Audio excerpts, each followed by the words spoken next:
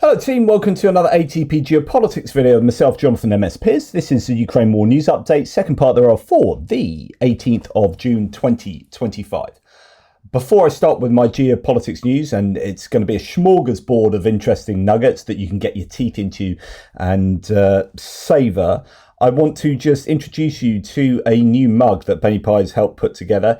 It is, check this out, it's a NATO patch mug. That's the NATO patch that Chris and JR helped to design. And look, on the other side is the other NATO patch, ATP Geopolitics patch. I mean, you can't ask for more than that. This mug is an absolute winner. And this is spam. I am spamming you. And I'm going to give you a scientifically proven statistic that tea out of this mug, out of ATP Geopolitics mugs, tastes 42% better than tea from any other mug. There is no real comparison when it comes to the taste. Although I've just literally given you a statistical comparison that I've plucked out of my posterior. I advise any human being that wants to have decent tea, not so sure about coffee, I mean, who really cares about that, to get an ATP Geopolitics mug. You can find them in the linked in the description below or something like that. Anyway, I just think it's a pretty fab mug, don't you? I mean, is that not nice? Is that not nice? Is that not nice? It's nice. I'm so easily pleased by little things, said my partner. Right, so we are going to start with, jeez, I've lost the thread now. We're going to start with the EU. Since Moscow's full-scale invasion of Ukraine, EU countries have paid more than 200 billion euros to Russia for fuel, according to the Financial Times. So that is obviously something we already know, that Europe is paying a lot of money into the Russian coffers because of their dependency on hydrocarbons. But there's a lot of move to try and wean Europe, the EU, off hydrocarbons. And they are at the moment paying less than they were. The interesting one here for me is a nuclear fuel situation. Nuclear fuel accounted for only about 700 million euros of the 22 billion paid to Russia in 2024. So actually that's relatively small. It's small fry compared to the hydrocarbons. However, there is a big discussion over nuclear because the European Commission ideally would like the European nuclear sector to be free of Russian imports by the 2030s, according to EU officials. But in a document published on Friday, it warned that 241 billion euros of investment was needed to build out the domestic nuclear supply chain. This is why Rosatom have not been sanctioned hitherto. I don't know if they are starting to sanction them going forward, but basically it is just too difficult to wean Europe off, certainly quickly, their nuclear dependence, or at least certain nations' nuclear dependence on Russia. It's a bit like going to, and this is the same for hydrocarbons as well. I'm not one to completely go to town on slagging off Europe for spending this money on Russian hydrocarbons, because A, there are contracts in place and you're breaking the law and then you're opening yourself up to being sued. So there are contracts in place that you have to fulfill, and then when it comes to renewing those contracts, you don't renew them. That's when you kind of break the ties with Russia. But also, it's very difficult to just quickly find alternative fuel sources when you are buying a country's worth of fuel from Russia and you've had that in place for some time. It's a bit like going to your local co-op and buying a cauliflower for £1. And you say, so if, in normal I suppose product comparisons, you say, look, here's a cauliflower and it costs £1, it costs £1. Here's another cauliflower that's not made by complete bastards and it costs £1.10. I'm like, oh, do you know what? I'm going to buy the cauliflower that's not grown by complete bastards, and I'll pay a little bit more for that, but I'm happy to do that. I'm gonna have to. It means that inflation's going to affect my household budget, it will be inflationary, but I think that we can swallow that and feel good about buying this nicer cauliflower. Okay, so that's how we normally do purchasing ethically. The analogy to what's going on with Russia would be, here's a cauliflower from Russia, it costs £1, it's grown by bastards. I can either buy that or buy another cauliflower, which will turn up in 4 weeks, and it'll cost £2.25. Do I buy this cauliflower that I can get now, and I need cauliflower? Goodness me, I need cauliflowers. I'm making more cauliflower cheese than you could poke a hairy stick at. So I need this cauliflower. Or do I wait an absolute age to be able to get another supplier in to give me a cauliflower that's way more expensive? And so that's what a lot of Europe is facing. It's like, well, it's really difficult to find this alternative, especially when the volumes are really considerable. And so that's why there's still this dependency on Russia. So as Euromaidan Press also says, in terms of the nuclear scenario, 278, so this is billion dollars, not 241 billion euros.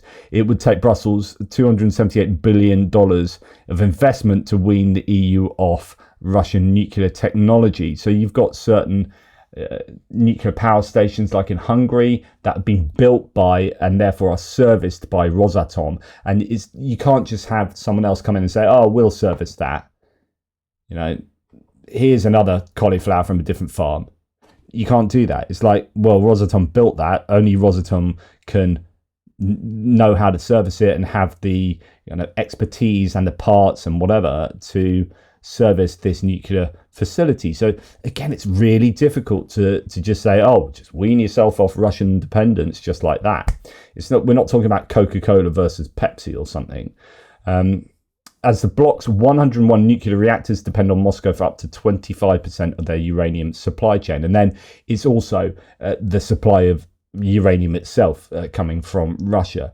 And again, that spare capacity suddenly being found elsewhere is not necessarily forthcoming. Right. The European Commission will propose that the EU bans all new Russian gas contracts. So this is the idea of waiting for contracts to come to an end and then not buying from Russia. And then it gives you time to prepare to get a new contract with someone else. So the European Commission will propose that the EU bans all new Russian gas contracts based on trade law in a move that seeks to circumvent any potential veto from Hungary and Slovakia. So good news there in trying to work out ways around the Hungary-Slovakia situation. Companies will be banned from signing any new contracts for Russian gas effective immediately. I like the sound of that, so I'm going to have a sip of tea. 42% better. That is than my last cup of tea, definitely. 100%. Right, the EU will not lower the price cap, and I think this is still being debated. I know Kaja Kallas is now saying that she thinks the EU should lower the price cap. The EU will not lower the price cap on Russian oil from $60 to $45, and this was declared a couple of days ago due to the lack of G7 support for that, which you can translate as being the lack of US support for that. Say anonymous EU diplomats have proposed a cut as part of the EU's 18th sanctions package across against Russia, but it's unlikely to move forward. And this is the kind of, not the chicken and egg situation, but who's going to start first? Yeah, who's going to be the first to say I love you? Here, it's like the US says, well, we're not going to put sanctions on Russia until we see what Europe does. And Europe is putting sanctions on. But in terms of this price cap, they're like, we're not going to put this price cap on until we get the US support. And the US is like, we're not going to do that until we see Europe. And well, come on, guys, just fricking do it and bring the other one along with you. So, yeah. It's unlikely to move forward with that price oil cap reduction, which is a huge shame. But watch your space, because I think there's going to be a lot of pressure for them to do that. The EU's forever ban on Russian gas will be implemented despite opposition from Hungary and Slovakia, says Mariska Den Ilden, who is obviously some EU follower there. But we'll see how that develops. Interesting that Hungary, in fact, we'll go here first. No, we'll go to the Hungarian one. So I talked the other day about a scandal that's hit Hungary, whereby one of the people involved in sort of communications and media in Hungary has been found out to be a Russian agent. And this came from Szabadon Magyarul. They now say the Russian influence scandal is growing in Hungary. It's turned out that Spottl's handler, so the guy that was handling him, who we knew was a Russian GRU colonel, is Colonel Smirnov, is actually in Hungary and literally leading the Orban regime's agenda. I would like to remind everyone, Hungary is a NATO and EU member. Again, more evidence that that Hungary is compromised by Russia. Let's have a look at the Grok verification here. So someone says, verify the accuracy of this claim. The claim that Oleg Smirnov, a Russian GR colonel, is in Hungary in June 2025 and leading the Orban regime's agenda lacks evidence. Georg Spottl's ties to Russian intelligence, including past contact with Smirnov, are confirmed by credible sources like V-Square and telex.hu. However, Smirnov's posting in Hungary ended in 2024 and no reports verify his current presence or role. The Hungarian government has not commented. The claim appears exaggerated and further official statements are needed for clarity. So we do need to know the provenance of this claim. But if you are from Hungary and have knowledge about what's going on with regard to this scandal involving pro-Russian agents at the heart of Hungarian society and certainly the media, then please let me know in the comments. Now, on Robert Fico, the Slovakian Prime Minister, the Slovak government wishes Ukraine European development. If Ukraine wants to join the EU, it is its sovereign decision, and we support this decision. However, Ukraine must fulfill all the conditions for joining the Union. Now, this is spot on. I have absolutely nothing to criticize Fico about here, which is absolutely right. If Ukraine want to join the EU, then they, which is their sovereign decision, a sovereign right to want to do that and to apply to do that, then if they fulfill all the conditions for joining, if they jump through all the hoops and the European Union is satisfied that they have ticked all those boxes, then they can join the EU. I think that's perfectly fine. Instead, Orban shared an edited video on his Facebook account against Ukraine's membership in the EU. The video ends with an excerpt from Viktor Orban's speech in which he states that Hungary does not want to, quote, send its children to the Ukrainian front. And I'm not sure that one follows from the other, by the way. So a little bit of a difference there between Slovakia and Hungary. Now, we're going to talk a little bit about Czechia, because the Czech Foreign Minister Jan Lipavsky has said the nation's effort to procure ammunition globally, backed by allied funding, so the Czech initiative, has been a, quote, game changer on the battlefield. In an interview in Prague, he said Ukrainian forces now had about 1 round for every 2 fired by Russia. I reported this previously, up from the 1-to-10 ratio at the start of the war in February. Right.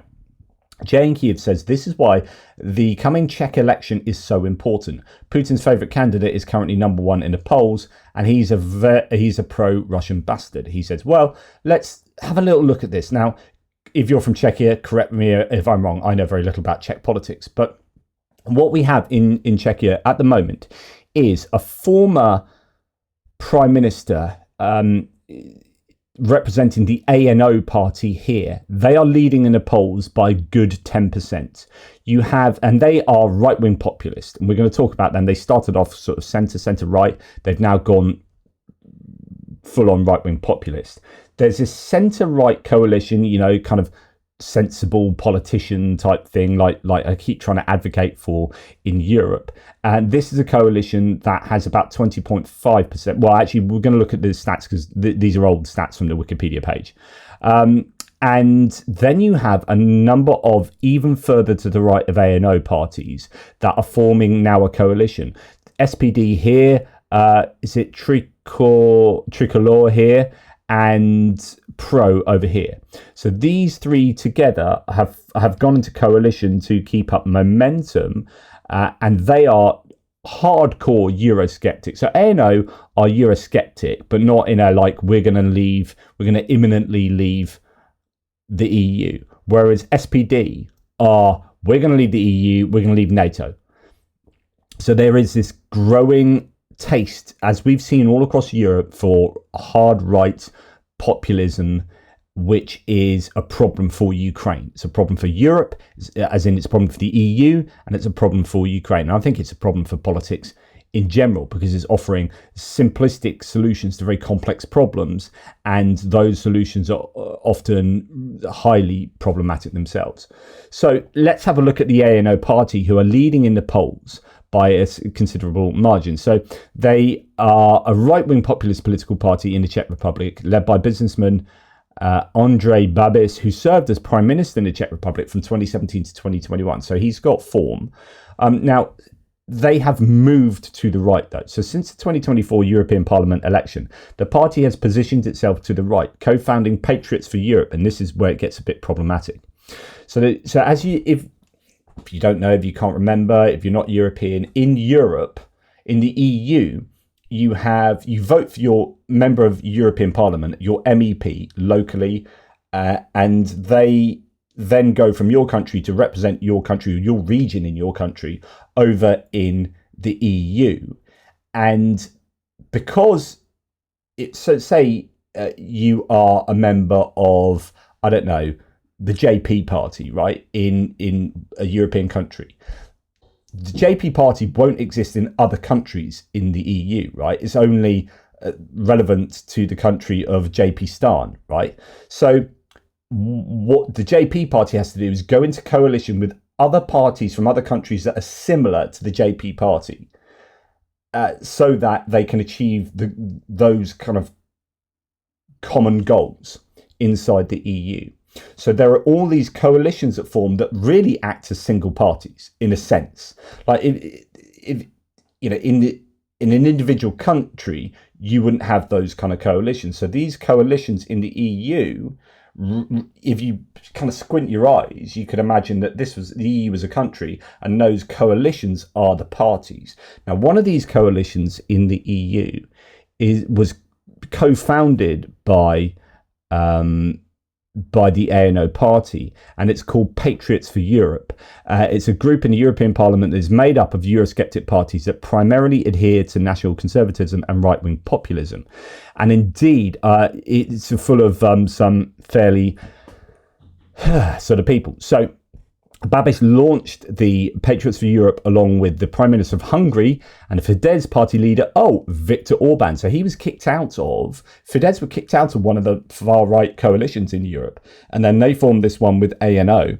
And the Freedom Party of Austria leader, Herbert Kickl. So Kickl is, no offence, but in my opinion, a pretty horrible leader. So in the end, he didn't get in charge in Austria because no one could successfully form a coalition with Kickl, but they had the biggest vote. The FPO in Austria had the biggest vote, and it took ages and ages, but no one went into coalition. And in the end, a government was formed that wasn't with Kickl. But the problem is this then frustrates that electorate who voted them in, and then they often get more popular because things frustrate, mechanisms or other parties frustrate said party from being able to properly get power.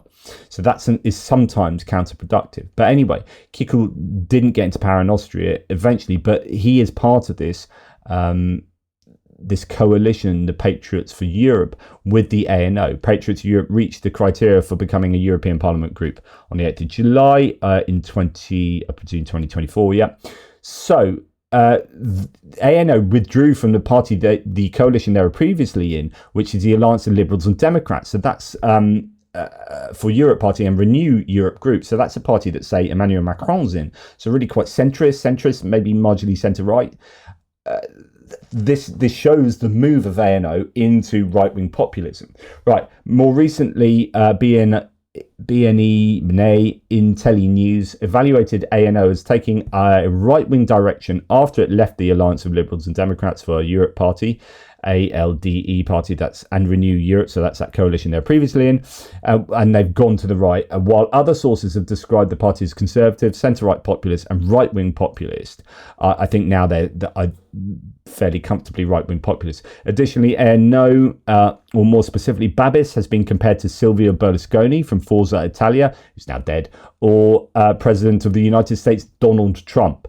So that's who this guy is, Babis is. He's like a Donald Trump guy. In fact, here he is meeting Donald Trump in 2018. So, yeah, that's the kind of guy he is. In early 2023, many from the party leadership signalled a party shift towards conservatism, both socially and fiscally, as Babis was cooperating with Hungarian Prime Minister Viktor Orban and the Conservative Political Action Conference, CPAC. So CPAC is your American conservative political conference that keeps taking place in Budapest, that has Viktor Orban as its like idol, but essentially it's your American conservative conference. So that's the kind of people that Babis is associating with. The agenda for the party's 2023 conference specifically stated Babis to be a conservative leader. The ANO leadership was also criticised the centre-right ODS, claiming it is no longer right-wing, but is instead in the progressive camp with the Czech Pirate Party. Right, what's going on there? I always find this is interesting. So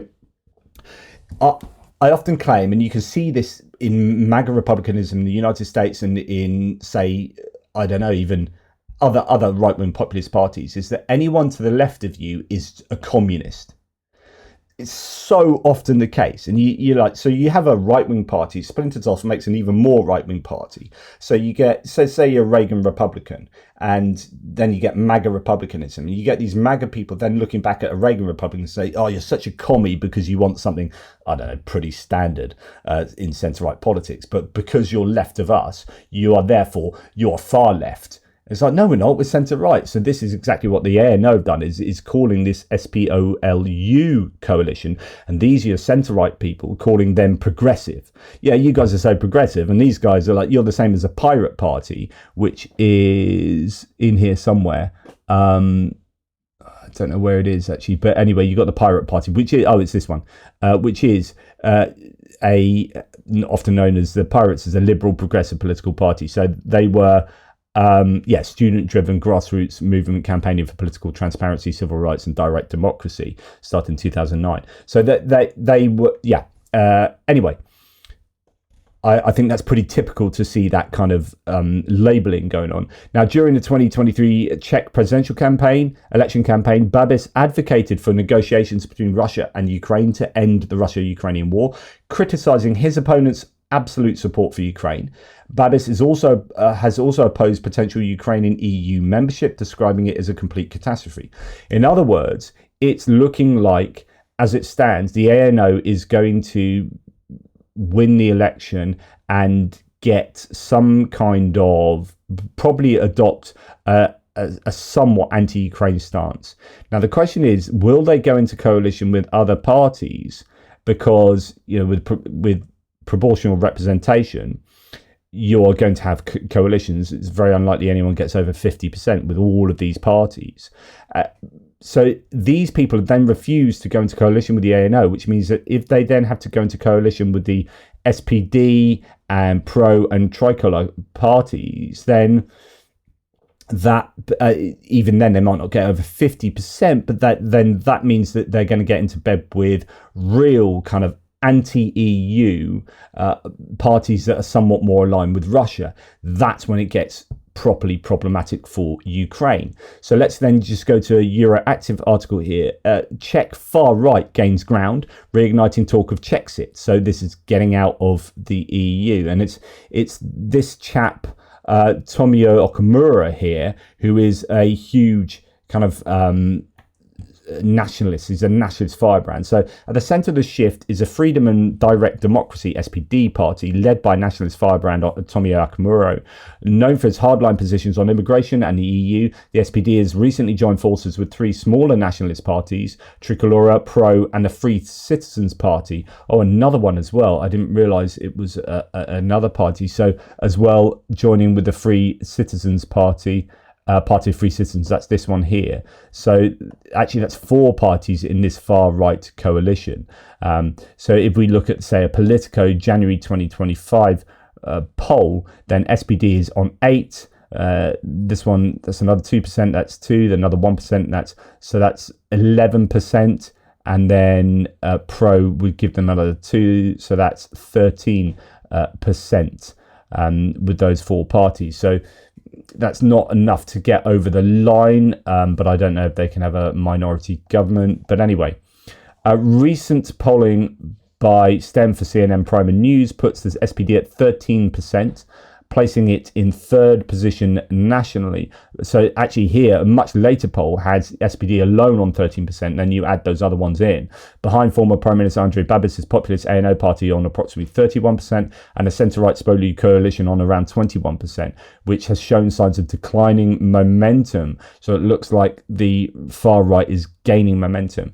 So renewed Czexit talk. For its part, the SPD's rise has fueled renewed talk of a potential Czech exit from the EU, a position long promoted by Okamura. Quote, I would vote for the Czech Republic to leave the European Union, he said multiple times. The SPD also advocates a referendum on NATO membership, though no mainstream Czech party currently supports either idea. So it's important to note that even if ANO get in and they are right-wing populists, they don't advocate for leaving the EU, probably just being at the side and being a thorn in the side of the EU and whinging all the time, but not actually fully wanting to leave. They know which side their bread is buttered. But if they get into bed with this far right coalition, then they might actually kind of have to compromise on some of these ideas, NATO membership as well. According to Just, this is unlikely to change even if the SPD were to enter government. Quote, for now, and the phrase for now is key, the calls for Czexit or even just a referendum seem to fall on deaf ears, not only among the current governing coalition parties, but also within ANO, Just said, predicting that even SPD's participation in government is unlikely to trigger an exit vote. While the SPD is unlikely to lead the next government, its influence could increase dramatically if ANO, the frontrunners, are unable to find other coalition partners. All parties in the current centre-right government have ruled out any cooperation with Babis, leaving Okamura as the most plausible route to the majority, particularly as several other smaller parties are polling near or below the 5% threshold required to enter parliament. So I don't know what the rules on coalition are. If you get less than 5%, obviously you can't enter parliament. But if you go into coalition with other parties, does your, say, 2% here, 2% there, 1% there, add into SPDs? And if SPD are now on 13%, then, what's that say? But the idea is that none of these three are going to go into coalition with ANO, and so the ANO might well be forced to go into coalition with the far right there.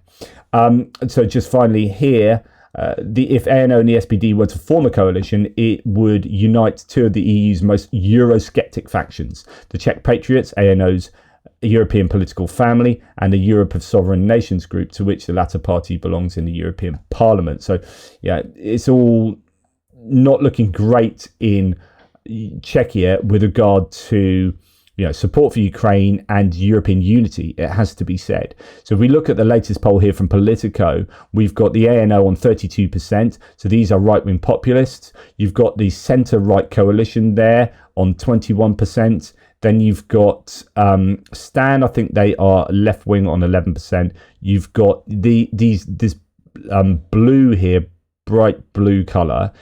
13% is the combination of all of those 4 parties that we've already talked about. So actually they are now polling. Actually, what it said, they say SPD is on 13%, that is all of the coalition together. So that's kind of adding those numbers up, which is broadly what it was in January. So I don't know how much extra momentum, although it seems to say there is more momentum. If you look at the figures here, they were at 8% there, but that Politico one might have just been an outlier. But anyway, point is that if you put ANO together with the SPD, you have a really significant proportion of the Czech electorate who are sitting in the populist right. And that is a real challenge. And we're seeing this up and down Europe. And yep, there's going to be always talk about, this is because no one's being strong on immigration. And that may well be the truth. But the problem is, in for a penny, in for a pound. And you kind of go on single issues of immigration. It lets all other ills in as well. This is why many people are saying that the left and the centrists need to develop a kind of sensible, harder line on immigration that appeases some of the people that end up going to to these parties because immigration is so important to them. And that debate's been going on since before Brexit, right? That kind of led to Brexit. It was predominantly about immigration, and I think you can look at MAGA republicanism. It's predominantly about immigration, and you can look at Rassemblement National and AFD and the coalition brothers of Italy and their coalition partners in Italy is predominantly about immigration. So yeah, immigration is perennially the prickly issue. Zelensky has arrived, or had arrived. He's not there anymore. He's since gone to the G7 and then even come back from there. So Zelensky had arrived in Vienna for an unannounced visit. Heldenplatz and surrounding areas have been sealed off under tight security. Zelensky was expected to meet Austria's President van der Bellen, Chancellor Stocker, and other ministers. Pro and anti-Ukraine protests are underway in the city. The FPO and others, the FPO there, the Kikl, like I talked about earlier, they, if you remember, when he went to speak in the Austrian parliament, they stood up and walked out. So that is the FPO. They are desperately anti-Ukraine. But anyway, other than that, he seems to be well received in Austria. Ukraine is fighting not only for itself, but for the whole of Europe, said the president of Austria. He noted that Ukraine is fighting for a special goal for what is considered absolutely natural in Europe, freedom.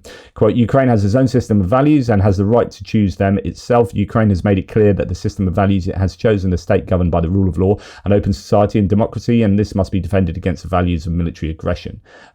Now, then we had... in fact, there was quite a lot of good stuff that Zelensky was saying in Austria.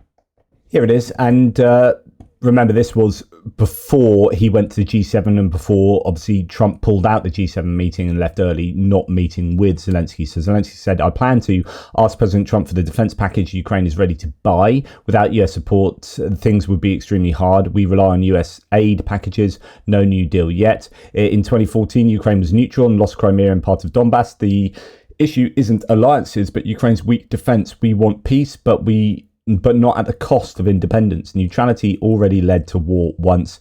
We won't repeat it. If the US-EU alliance breaks, Europe must build its own defence industry fast and at great cost.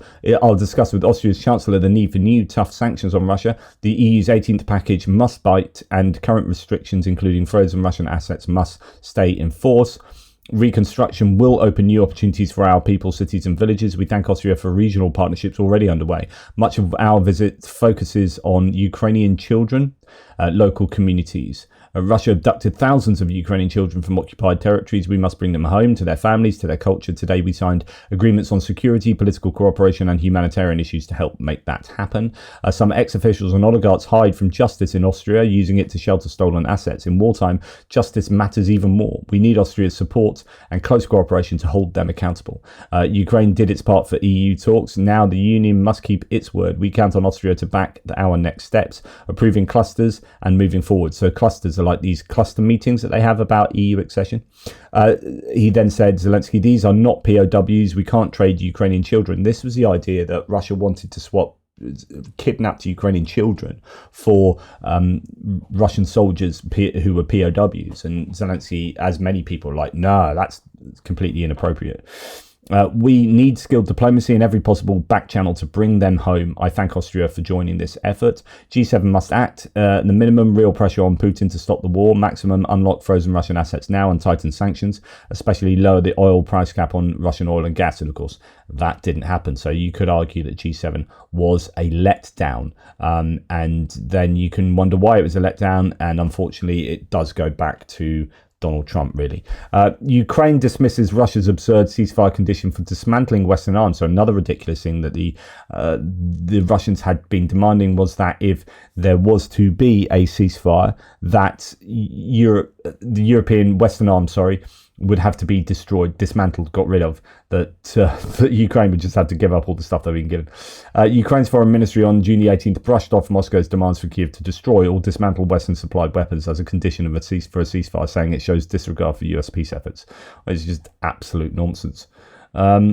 Zelensky left the G7 early without meeting Trump. As we know, Trump left early, so Zelensky then left early, but he did meet with the other leaders. As Canada drops Ukraine statement amid the US pushback, I don't know that's Canada, but that's the G7 drops the Ukraine statement, but it was being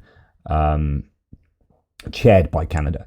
President Zelensky is cutting his visit to Canada short and will return to Kiev following the conclusion of the G7 talks, a source told Kiev Independent. Meanwhile, Canada dropped plans for the Group of Seven to issue a joint statement on the war in Ukraine after the US pushed to weaken the language, according to a Canadian official speaking on the sidelines of the summit.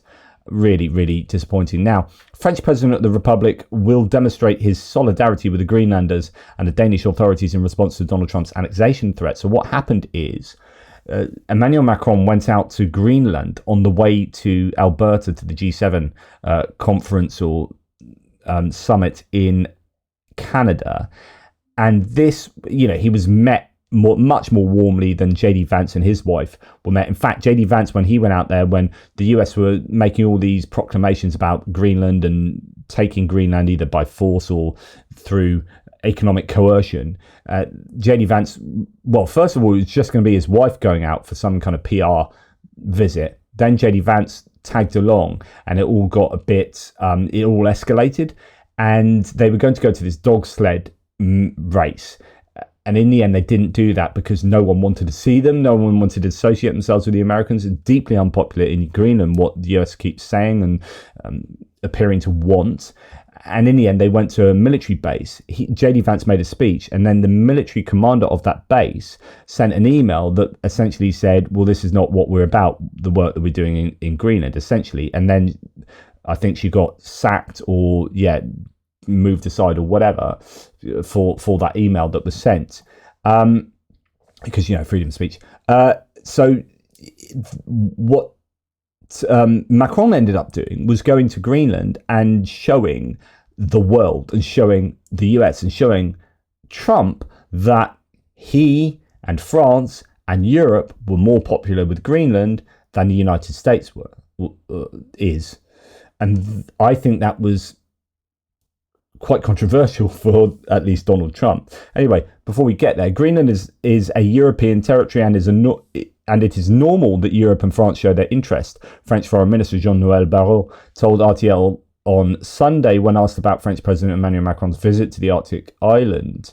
The President of the Republic declared that the territorial integrity of Greenland is not negotiable and that Greenland is not for sale. So this is going directly against what Trump had previously said and other American dignitaries. Now, when asked about the Pentagon's plans to annex Greenland, the President of the Republic, so Macron, said, "You cannot occupy the territory of an ally," which is why I think Donald Trump then released this Truth Social. So if we go to Trump, Macron, sorry, I should have had this organized, but this is precisely why Trump said this, which was an absolutely incredible statement because he completely slags off an allied leader, a president of another country.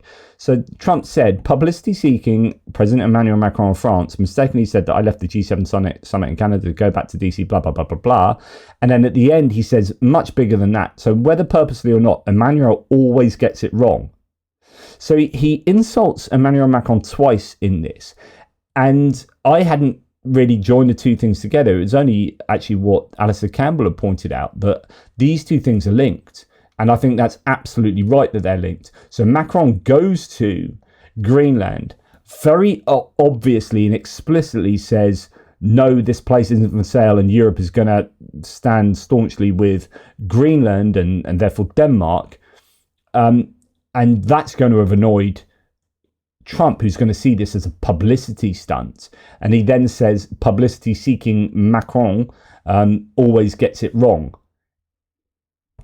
I think it's absolutely fair to join those things together, which might also explain why, you had Macron whispering aside with Meloni. You had, famously now it's caught on camera, you've got Mark Carney, the Prime Minister of Canada, winking at Macron before speaking to Trump. And so it's almost like everyone is taking the mickey out of Trump. and doing it in public, but in private, and it's all a bit. I imagine if I was a president or prime minister of a country, I often think how I would deal, first of all, firsthand, in person with Donald Trump. If I was in the Oval Office, how would I act? Would I have been different to Zelensky or Starmer or Macron or Merz personally? And also, how would I then talk with others? Do you ever worry that things are recorded and things can get out and be leaked? Like, how upfront are these leaders about each other? So if I was speaking to Macron, like as a British Prime Minister, would I go, "Oh, mate, Emmanuel, yeah, thanks for saying what you did the other day. Let's face it, Trump is an absolute twat." Do you know what I mean? Like, how open are they with each other? Or do you worry that someone's recording that, or that Macron might leak that if you end up having an argument sometime later in the day or whatever? Anyway, Macron said, "We are determined to increase pressure on Russia." He says the EU is ready to toughen sanctions, which they are trying to do with the 18th package. The EU and its allies are ready to toughen sanctions on Russia, he said at the G7, but the oil price cap seems to have not been, that seems to not be moving. Now, there were statements from Trump to the effect of, we are not going to put sanctions on Russia. And this happened at G7. I've reported this several times. He said, we're not going to put sanctions on Russia because A, we want to see Europe do it first. They are doing it first. It's ridiculous. And B, we'll wait for an agreement. It's like the sanctions are what you end up using to get you to an agreement. You're never going to put sanctions on a country after they've agreed to what you want them to agree to. So, like, none of what Trump said made any sense whatsoever. But then Macron seemed to indicate that he was confident the US would put sanctions on. But it turns out that, and this is what I speculated at the time, that he really was just talking about, I think, the senators, Richard Blumenthal and Lindsey Graham's Senate package, which they say is going to be imminent because, if nothing happens, which nothing has happened, then, they're going to be forced to try and get that through Congress. It depends how much pressure is put on them by the Trump administration. He said that sanctions are too costly for the United States to implement. So French aid to Ukraine here saying this concerns coordinating unprecedented sanctions with American senators, as in that's what Macron is talking about with regard to the US being able to put stronger sanctions against Russia, despite Trump's earlier suggesting otherwise. In response to a question about Donald Trump's ambition to make Canada the 51st state of the US, the president of France declared that Canada is sovereign, which is pretty damned obvious, or at least should be. Zelensky said that 100 Shahid drones per night is no longer shocking for Ukraine. The Ukrainian president argued Russia only increased its intensity of attacks on Ukraine since Trump came to power, even though he had promised to end the war quickly. Zelensky noted that Russia blocked Trump's proposed ceasefires and negotiations and urged continued pressure on Moscow through stronger sanctions, continued military aid, and a $30 Russian oil price cap per barrel. Now, I think this is quite important. So Zelensky has stated something, what is this, last night. And I think this is a good move because at the end of the day, things aren't, you've got to check. The definition of an insanity is doing the same thing over and over and expecting a different outcome. So how do you get Trump to change his course? Like just doing the same old thing and trying to appease him and everyone like genuflecting to the great Trump is not working. So then how do you stand up to Trump without annoying him and it being counterproductive? So the more you stand up to him, the more he then goes, he leans into Russia, right, and helping Russia.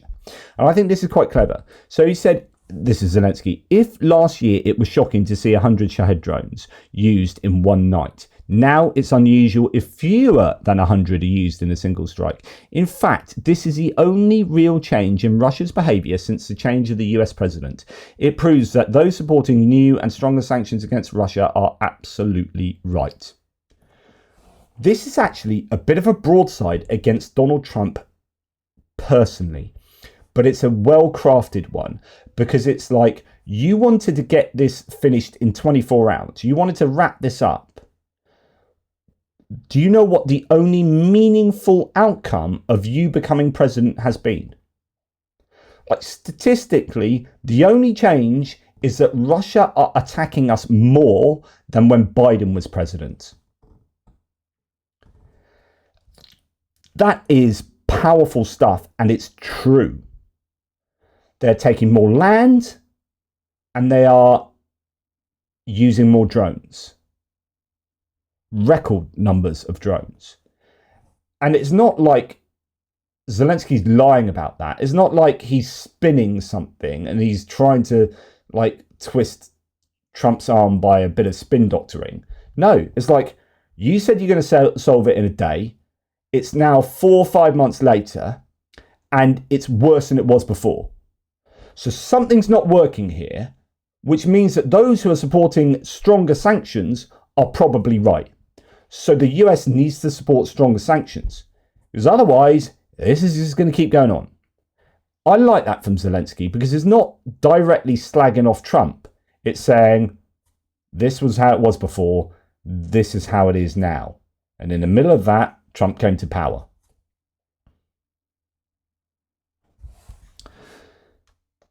The question is, will Trump hear this? Will someone feed that statement to Trump? Will that be in an intelligence briefing? Will it be spun in a negative way about Zelensky? Will that be translated through a JD Vance or a Stephen Miller lens to Trump? I don't know.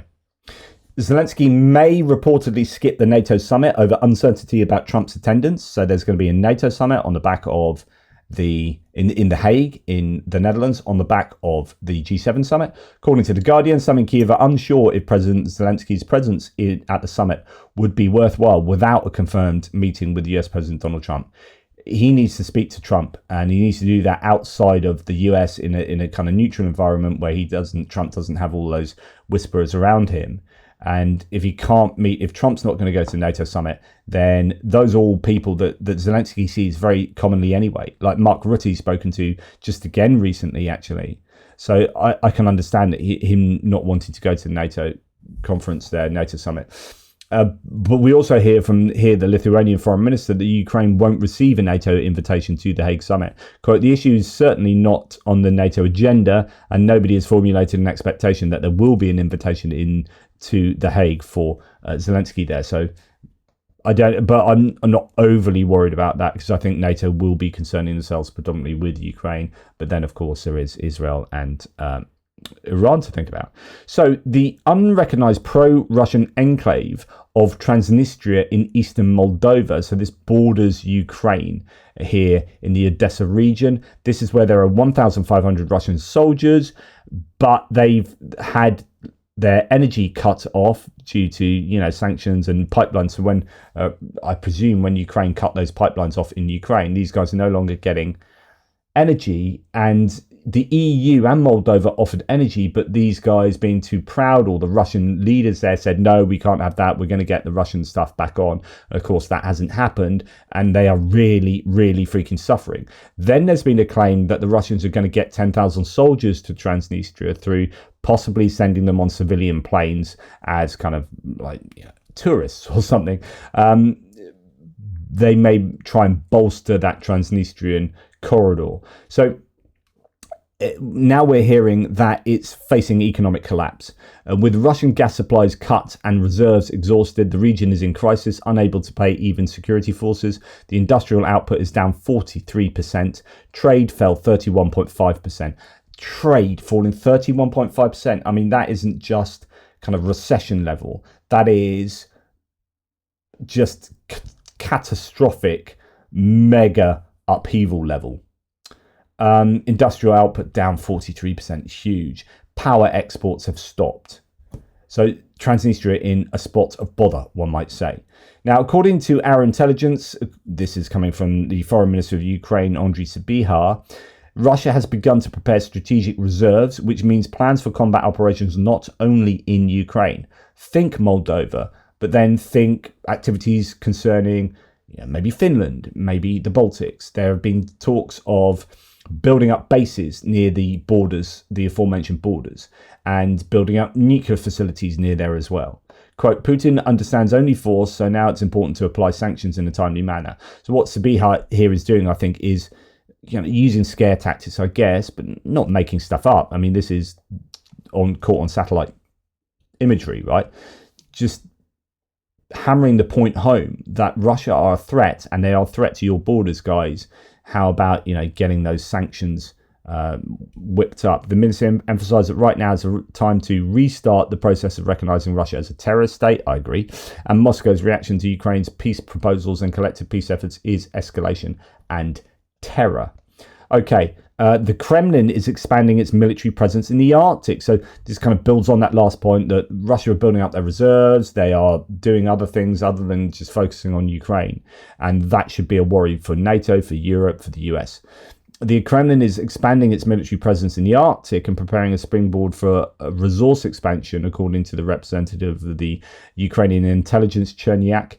The aggressor state is trying to consolidate its economic and military technical presence there under the guise of scientific activities. Of course. The key instrument for implementing the Russia's Arctic strategy is the state enterprise Arctic and Antarctic Research Institute. In parallel, Russia is developing the region's infrastructure. It is installing communication equipment, in particular satellite comms systems there. We also understand that today the Taliban delegation has officially arrived in St. Petersburg because, hey, there's nothing like getting a sense of who you are as a person by knowing who your friends are. And the friends of Russia here are the Taliban. Yeah, awesome. And of course, North Korea. And of course, Iran. They keep good company, the Russians, don't they? Taliban delegation has officially arrived in St. Petersburg for the International Economic Forum in Russia. Is that time of year again? My goodness, it makes you realise how long you've been doing this when we're probably into the fourth Economic Forum in St. Petersburg. I think they cancelled. Did they not cancel the first one in 2022? Or was that in 20? Anyway, wow. Mark Carney at the G7, I probably should have had this earlier, gave Trump's seat to Zelensky, and some were saying that that was a subtle little dig. Trump's gone early, let's have Zelensky up at the table. And it's interesting, I was saying yesterday, but I say this tongue-in-cheek, when I call Donald Trump the leader of the free world, of course, I don't really believe that, but it's kind of this label that's given to the President of the United States. And I think particularly now more than ever, that is not the case. So when I do say that, I'm like, what I'm trying to do is juxtapose Trump's actions with the idea that he is or should be or might be the leader of the free world, right? And someone else said in thread, do you know what? Zelensky is the leader of the free world, as in kind of symbolically. And I was like, do you know what? If I was to pick anyone that represents the free world at the moment, he is striving for that. He represents those ideals. Yes, he hasn't had an election because they're under martial law, but I don't for a second think that Zelensky, and maybe history will prove me wrong, but I predict he's not the sort of person that would cling on to power unnecessarily like that. Anyway, to proceed, Canada imposes sanctions against more than 40 legal entities from Russia. So we've heard today, I reported in my, I don't think I've got it here actually, but we had the US, Trump claiming that Europe needs to put sanctions on first before the US considers sanctions. And of course, Europe are putting their 18th set of sanctions on. So that's ridiculous. The UK also yesterday announced extra sanctions on shadow fleet and banking and maritime, I think, insurance and whatnot. So the UK stepped up further sanctions yesterday. I think another 20 vessels and 10 other entities were sanctioned, something like that. Then Canada also imposed sanctions on more than 40 legal entities from Russia and other countries. And yet the US still remains stalwart in their intransigence when it comes to sanctions. It just, it's so disappointing. Now, Reuters is reporting that envoy to Ukraine from the US, Keith Kellogg, is expected to visit Belarus in the coming days to meet the dictator Lukashenko. According to sources, Kellogg has privately described the visit as a potential first step towards initiating peace talks to end Russia's war against Ukraine. I love this. Describe the visit as a potential first step towards initiating. I don't know if Noel Reports has mistranslated or something, but if that's a correct interpretation of what Kellogg has said, like, how many first steps are needed? It's supposed to be sold in 24 hours before the inauguration. And they're now talking about going to Belarus for the first steps to initiate peace talks. I just think they're just deluding themselves. It's just insane. Right, let's listen to Steve Bannon and some of his mental proclamations. Need to get a vetting on Ukraine. We need to get a vetting on, was American intelligence involved, because it's a zero probability. He's talking, I think, about the spiderweb operation here. That without our satellites, without targeting information, without fire control information, there's no chance that the Ukrainians, as courageous as they are, as much valor as they have, could have pulled out something so complicated. And so this is right now the fight. The fight has to be, we have to take on the deep state. We have to name names, and we have to basically take these organizations and take them apart. Need to get a vetting on. So he's basically saying, well done for fighting bravely, Ukrainians, but we need to take apart every entity that is supporting you. We need to take apart the deep state that's supporting you, because even though you're brave, you're wrong. And our support for you is wrong. That's essentially what he's saying. And most of those guys, are almost all of them, to a person, were for the Ukraine war. People in your audience should understand one principal thing. We are farther down the pike in a kinetic part of a third world war than how World War II started. If you go back from September 1939, the invasion, the start of the European war, not the Asian, but if you start with the invasion of Poland by the Germans, and you go to June of 1941, the invasion of Russia by the Wehrmacht, and you look at that time, which really they called the phony war. You look at the casualties from the Battle of Britain, the Blitz, the fall of France. You look at what happened in North Africa early on, Finland, throwing 300,000 Finland. You add it all up, it's not half of what's happened between Ukraine and Gaza today, and now in Persia. We are much bloodier. This is we're in a shooting part of the Third World War. The Third World War is not about to start; it has started. And I agree with that, but the way to end it is to put bloody sanctions on Russia. Just really go to town on sanctions. You don't even need to go to town on giving Ukraine crazy weaponry, right? Just stall that. Leave that to the Europeans. Just put sanctions, really heavy sanctions on Russia. But no, that's too much. Anyway, so Bannon goes on and on.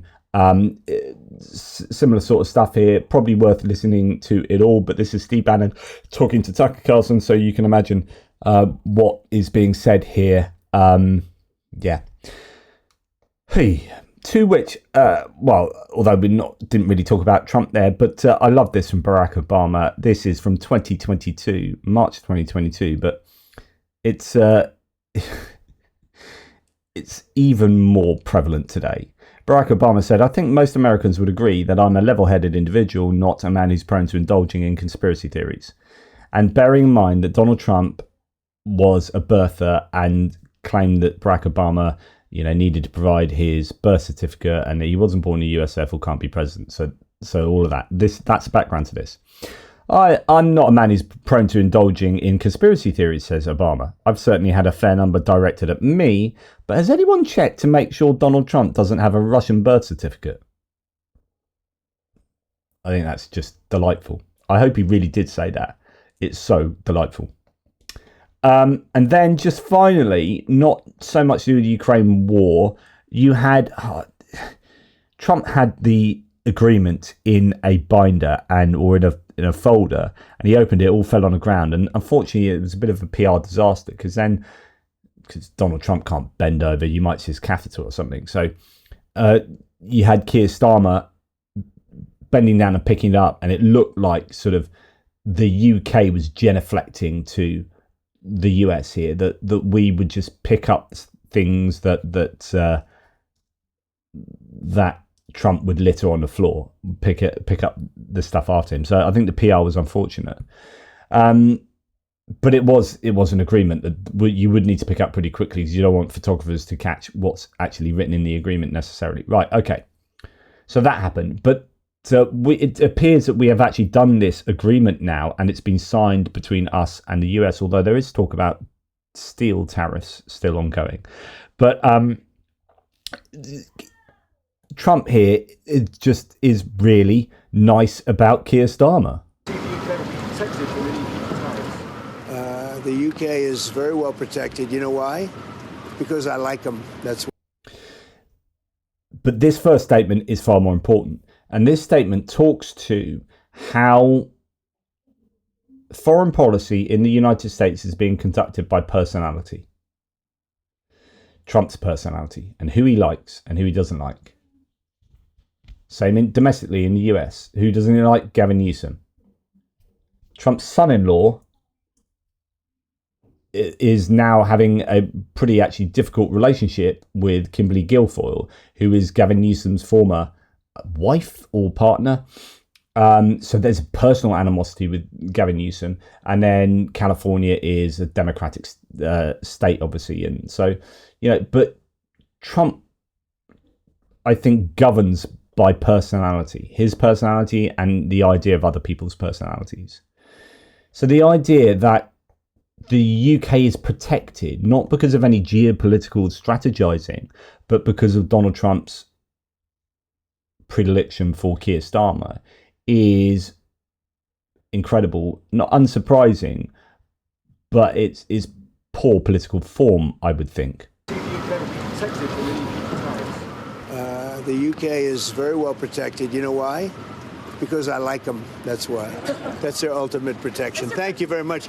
The Prime Minister's done a great job. I want to just tell that to the people of the United Kingdom. He's done a very, very good job. He's done what other people, they've been talking about this deal for 6 years, right? 6 years. And he's done what they haven't been able to do. So he's done really a very good job. Now, this is one of those interesting situations. I just want to finish on this, which is if you're the Labour Party PR team, this would otherwise be a massive win, right? They've signed a deal, which I'd say it's been longer than 6 years. This is, Brexit. Obama said, well, wouldn't go for that. You'll be at the back of the queue. And everyone's like, oh, don't get involved in Brexit. But he was right. We were at the back of the queue. And nothing's happened for 9 years, really. And we've now done a deal which isn't like a massive deal. It's something of a deal. And you've got the president of the US saying, this guy's good. He's done what no other leader previous could do, or the previous leaders could do. And he also, part of this conversation, he said, he sits on the left and I'm different politically from him, or however it was couched. He talks about how that these guys don't see eye to eye politically, but I like him. There's definitely this sense that he likes Keir Starmer, and you got that from the Oval Office as well. And as we know, that means a lot for Trump. That's what I was just talking about. The PR for this should be brilliant. Like, the Labour Party should be able to go back to would otherwise normally be able to go back to the UK and say, look at this, the American president thinks that Keir Starmer is awesome, and we signed this deal. Yay! But because Donald Trump is so unpopular in the UK, across the board, that the Labour Party are in a difficult position because they can't go back and go, hey, look what Donald Trump thinks about Keir Starmer, because everyone go, yeah, but Donald Trump's a dick. And that means that's actually, so there's a kind of guilt by association there, or it's almost like there is a contagion. And so I don't think that they can sell this to the degree that they otherwise would. So if Obama had said that, or Joe Biden has said that, I think that is able to be sold to the press and to the electorate much more successfully. But because Donald Trump has said that, and even across the party lines, this man is divisive in the UK. And I'm saying that because the polls tell us that. I'm not just making that up because I don't like him. This becomes quite difficult. And I just think that's a really interesting dynamic, because we know from Donald Trump is so good at selling his successes or his failures, and turning them in, just lying about them and making them successes, or other people's successes. So he started putting his name on placards or boards that have, this project was done by Joe Biden's infrastructure bill or whatever, and he's rubbed out Joe Biden, put Donald Trump. Like, he's good at that, which is like, hey, this was all me. No, it wasn't. Yeah, I'm telling you, it's all me. Okay, yeah, I guess it was then. And political parties need to learn from that. So, and the Labour Party has been poor at this so far. They need to sell their successes big time, because we live in a social media world where, we are just very easily manipulated, and messaging is so important. Labour need to sell their successes, and it becomes difficult when their successors are dealing with Trump, and Trump is saying how great they are. To try to sell that as a success is quite tricky. Anyway, I just thought I'd finish with that. Take care, guys. I'll speak to you soon.